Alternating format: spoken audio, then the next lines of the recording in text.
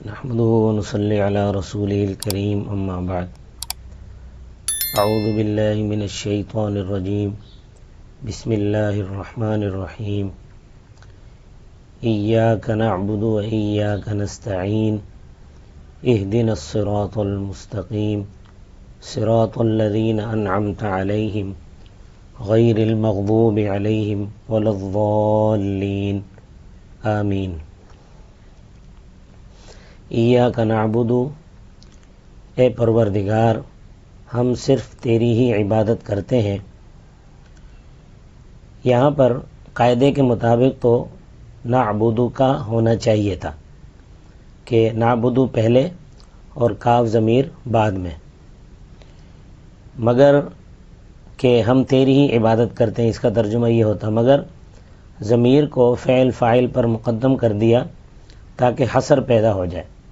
اب معنی ہوگا کہ ہم صرف تیری ہی عبادت کرتے ہیں، زبانی عبادت بھی، بدنی عبادت بھی اور مالی عبادت بھی صرف اللہ تعالیٰ کے لیے ہے۔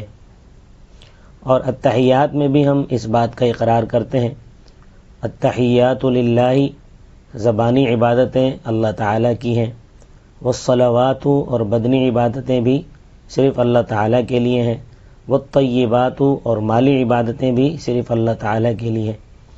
ہر طرح کی عبادت اللہ تعالیٰ کے لیے ہے، اس کے سوا کوئی معبود نہیں۔ وَإِيَّاكَ نَسْتَعِينُ، اور خاص تجھ ہی سے مدد طلب کرتے ہیں۔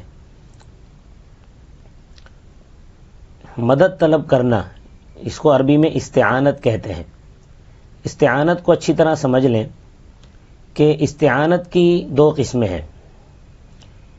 ایک استعانت ہے کہ ظاہری اسباب کے تحت استعانت، مثلا بیمار آدمی حکیم اور ڈاکٹر سے مدد لیتا ہے، غریب امیر سے مدد لیتا ہے، کمزور آدمی کوئی وزنی کام خود نہیں کر سکتا، کسی طاقتور سے بدنی مدد لیتا ہے کہ میرا ہاتھ بٹاؤ۔ یہ ظاہری اور اسباب کے تحت استعانت ہے، اس کے جائز ہونے میں قطعاً کوئی اختلاف نہیں ہے۔ اسی استعانت کے مطابق اللہ تعالیٰ نے قرآن کریم میں ارشاد فرمایا ہے، وَتَعَاوَنُوا عَلَى الْبِرِّ وَالتَّقْوَى، نیکی اور تقوی کے کاموں میں ایک دوسرے کی مدد کرو۔ وَلَا تَعَاوَنُوا عَلَى الْإِثْمِ وَالْعُدْوَانِ، اور گناہ اور زیادتی کے کاموں میں ایک دوسرے کی مدد نہ کرو۔ تو اسباب کے تحت جو مدد اور معاونت کی جاتی ہے وہ جائز ہے۔ استعانت کی دوسری قسم ہے ما فوق الاسباب، یعنی اسباب سے بالاتر کسی سے مدد طلب کرنا۔ یہ اللہ تبارک و تعالیٰ کے ساتھ خاص ہے۔ مثلا میں کہوں کہ میرے گھٹنوں میں درد ہے، اس کو دور کر دے، ابھی اللہ تعالیٰ کے سوا کوئی نہیں کر سکتا۔ ہاں یہ کہو کہ مجھے درد کے لیے گولی دے دو، پھکی دے دو، یہ اسباب کے تحت ہے، یہ جائز ہے۔ حضرت صلی اللہ علیہ وسلم کا فرمان ہے کہ اللہ تعالیٰ نے کوئی ایسی بیماری پیدا نہیں فرمائی جس کا علاج نہ ہو سوائے دو بیماریوں کے، ایک بڑھاپا اور دوسری موت۔ تو ما تحت الاسباب استعانت اور ہے اور ما فوق الاسباب استعانت اور ہے، دونوں میں گڑبڑ نہیں کرنی چاہیے۔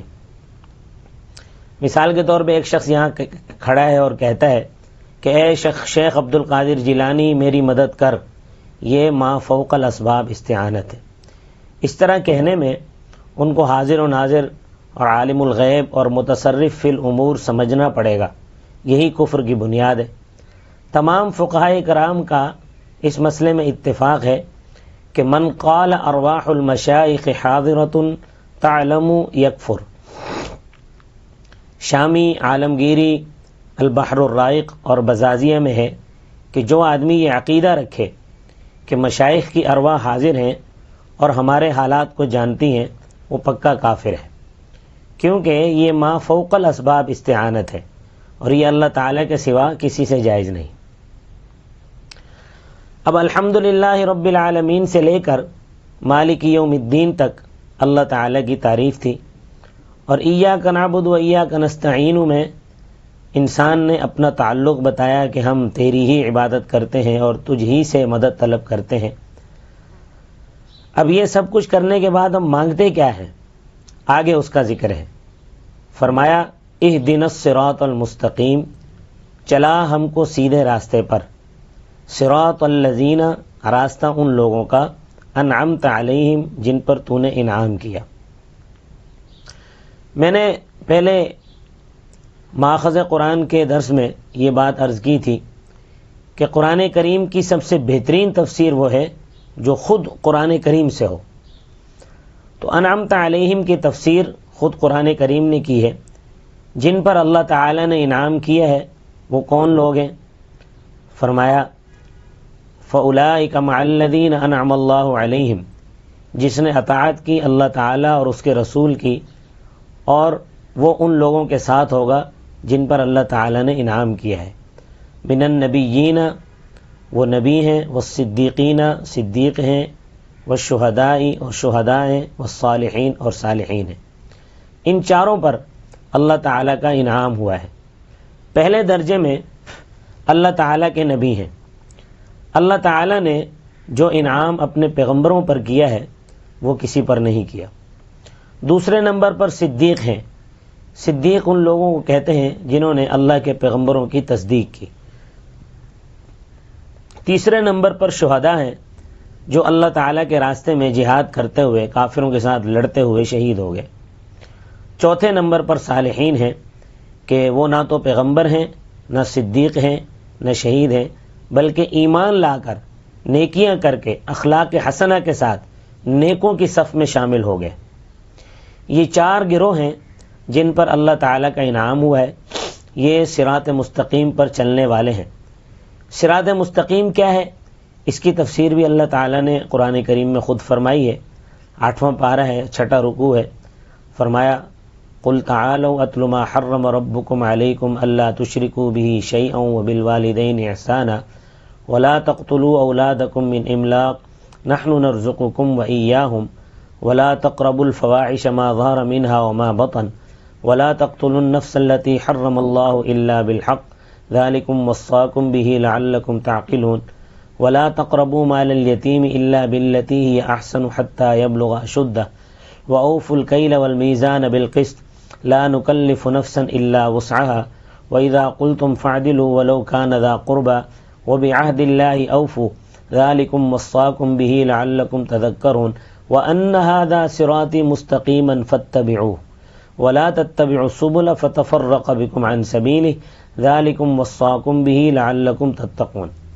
فرمایا کہ اے نبی صلی اللہ علیہ وسلم، آپ کہہ دیں کہ آؤ میں پڑھ کر سناؤں تمہیں وہ چیزیں جو حرام فرمائی ہیں تمہارے پروردگار نے تم پر۔ وہ یہ ہیں کہ تم اللہ تعالیٰ کے ساتھ کسی کو شریک نہ ٹھہراؤ، والدین کے ساتھ احسان کرو، قتل نہ کرو اپنی اولاد کو غربت کی وجہ سے، اور ہم تمہیں بھی روزی دیتے ہیں اور انہیں بھی روزی دیں گے، اور بے حیائی کے قریب نہ جاؤ، بے حیائی کی باتوں کے قریب نہ جاؤ، جو ظاہری ہوں ان میں سے اور جو پوشیدہ ہوں ان میں سے کسی کے قریب نہ جاؤ، اور جس جان کو اللہ تعالیٰ نے حرام کر دیا ہے اس کو قتل نہ کرو مگر حق کے ساتھ۔ ان باتوں کا اللہ تعالیٰ نے تاکیدی حکم دیا ہے تاکہ تم سمجھ جاؤ۔ یتیم کے مال کے قریب نہ جاؤ مگر اس طریقے سے کہ جو بہتر ہو، یہاں تک کہ وہ اپنی قوت کو پہنچ جائے، اور پورا ناپ تول کر کے دیا کرو انصاف کے ساتھ۔ ہم تمہیں تکلیف نہیں دیتے مگر اس کی طاقت کے مطابق، ہم کسی نفس کو تکلیف نہیں دیتے مگر اس کی طاقت کے مطابق، اور جب تم بات کرو تو انصاف کے ساتھ کرو، اگرچہ قریبی رشتہ ہی کیوں نہ ہو، اللہ تعالیٰ کے عہد کو پورا کرو۔ یہ وہ چیزیں ہیں جس کا اللہ تعالیٰ نے تمہیں تاکیدی حکم دی ہے تاکہ تم نصیحت حاصل کرو۔ بے شک میرا سیدھا راستہ ہے، بس اس پر تم چلو۔ تو اس آیت کریمہ میں اللہ تعالیٰ نے صراط مستقیم کی وضاحت فرمائی ہے اور اصول صراط مستقیم پر چلنے کے اصول بیان فرمائے ہیں اور ان پر چلنے کا حکم دیا ہے۔ آگے فرمایا غیر المغضوب علیہم، ان لوگوں کا راستہ نہ دکھا جن پر تیرا غضب ہوا، ولا الضالین، اور نہ گمراہوں کا راستہ۔ ترمذی شریف میں جلد 2 صفحہ نمبر 124، مسند احمد جلد 4 صفحہ نمبر 378 میں روایت ہے کہ حضرت صلی اللہ علیہ وسلم نے ارشاد فرمایا مغضوب علیہم یہودی ہیں اور ضالین نصارہ ہیں، کیونکہ یہودی حقیقت کو جانتے اور سمجھتے تھے پھر ایمان نہیں لائے۔ قرآن کریم میں ارشاد ربانی ہے یعرفونہ کما یعرفون ابناءہم، وہ اس پیغمبر کو اس طرح جانتے ہیں جس طرح اپنے بیٹوں کو پہچانتے ہیں، مگر ضد کی وجہ سے مانتے نہیں تھے۔ تو گمراہی میں مبتلا ہونے کے دو طریقے ہیں، ایک تو یہ ہے کہ لا علمی کی وجہ سے حق کو حاصل نہ کر سکے، اور دوسرا یہ ہے کہ جانتے اور سمجھتے ہوئے انکار کر گئے۔ یہودی اللہ تعالیٰ کے پیغمبر کو پہچاننے، قرآن حکیم کو جاننے کے باوجود محض ضد کی وجہ سے انکار کرتے تھے، اور نصارہ کے پاس اس وقت اتنا علم نہیں تھا جتنا یہودیوں کے پاس تھا۔ تو نصارہ لا علمی میں مبتلا ہونے کی وجہ سے گمراہ ہوئے، اور یہودی علم ہونے کی وجہ سے بھی گمراہ ہو گئے۔ اور یہود کے مرد تو درکنار، عورتوں میں بھی کوئی کم علم نہیں تھا۔ حضرت صلی اللہ علیہ وسلم اور قرآن کریم کے مطابق ان کے حق ہونے کے بارے میں یہود کی عورتیں بھی علم رکھتی تھیں۔ حضرت عبداللہ بن سلام رضی اللہ تعالیٰ عنہ جو پہلے یہودی تھے پھر مسلمان ہو گئے تھے، ان کی پھوپھی تورات کی بڑی ماہر تھی، اور حضرت عبداللہ بن سلام کو بتایا کرتی تھی کہ اس طرح ایک پیغمبر نے آنا ہے اور اس کے یہ اوصاف اور خوبیاں ہوں گی۔ اور وہ جب مدینہ منورہ ہجرت کر کے آئیں گے تو ان کے ساتھیوں نے سفید لباس پہنا ہوا ہوگا۔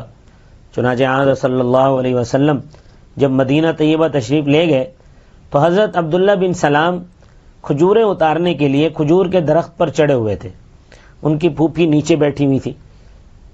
فرماتے ہیں کہ میرے ہاتھ میں کھجور کا خوشہ تھا، میں نے مکہ مکرمہ کی طرف سے کچھ آدمیوں کو آتے ہوئے دیکھا، میں نے پھوپھی کو آواز دی کہ پھوپھی یہ آدمی مکہ کی طرف سے آ رہے ہیں۔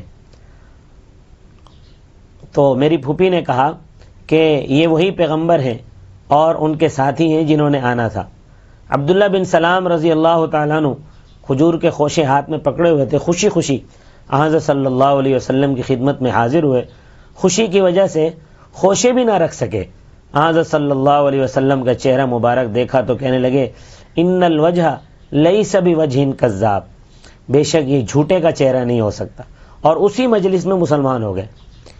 جب یہ آپ صلی اللہ علیہ وسلم کی مجلس میں تشریف لائے تو آپ صلی اللہ علیہ وسلم اس وقت بیان فرما رہے تھے کہ لوگوں اللہ تعالیٰ کی عبادت کرو اور اس کے ساتھ کسی کو شریک نہ ٹھہراؤ، افشوا السلام اور سلام کو عام کرو، اور اکرام مومن ملحوظ رکھو، ایک دوسرے کی قدر کرو، اطعموا الطعام غریبوں کو کھانا کھلاؤ، ولینوا الکلام اور نرم گفتگو کرو، اور صلوا باللیل والناس نیام، لوگ جب سوئے ہوئے ہوں تو تم اللہ کی عبادت کرو۔ یہ حضرت صلی اللہ علیہ وسلم کا پہلا درس تھا۔ عبداللہ بن سلام مسلمان ہونے کے بعد اپنی پھوپھی کے پاس گئے اور پھوپھی کو بتایا کہ میں مسلمان ہو گیا ہوں۔ تو پھوپھی نے کہا کہ اپنے ایمان کا اعلان نہیں کرنا ورنہ یہودی تمہیں قتل کر دیں گے۔ تو یہودی دیدہ و دانستہ حق کے راستے کو چھوڑ کر گمراہ ہوئے، یہ مغضوب علیہم ہے۔ لہٰذا اے پروردگار جن پر تیرا غضب ہوا ان کے راستے پر نہ چلا، ولا الضالین اور نہ ان کے راستے پر جو غلط فہمی میں مبتلا ہو کر گمراہ ہوئے، یعنی نصارہ۔